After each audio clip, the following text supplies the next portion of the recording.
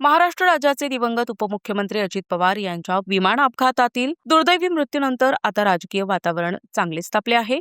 या भीषण अपघातामागे निष्काळजीपणा किंवा घातपात असण्याची शक्यता व्यक्त करत आमदार रोहित पवार, योगेंद्र पवार आणि राजेंद्र पवार यांनी आज बारामती तालुका पोलीस ठाण्यात धाव घेतली.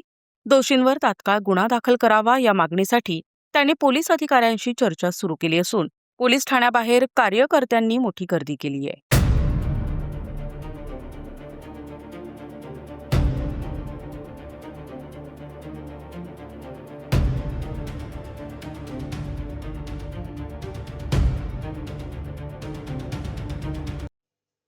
28 जानेवारी 2026 रोजी बारामती विमानतळाजवळ झालेल्या विमान अपघातात अजित पवार यांच्यासह 5 जणांचा मृत्यू झाला होता. या घटनेनंतर DGCA कडून तपास सुरू असला तरी यातील तांत्रिक त्रुटी आणि सुरक्षा नियमांच्या उल्लंघनावर रोहित पवार यांनी सुरुवातीपासूनच प्रश्नचिन्ह उपस्थित केलंय.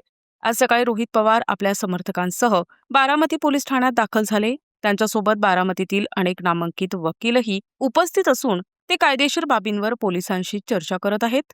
संबंधित कंपनी VSR व्हेंचर्स आणि जबाबदार अधिकाऱ्यांवर गुन्हा दाखल झाल्याशिवाय मागे हटणार नाही असा पवित्रा रोहित पवार यांनी घेतलाय.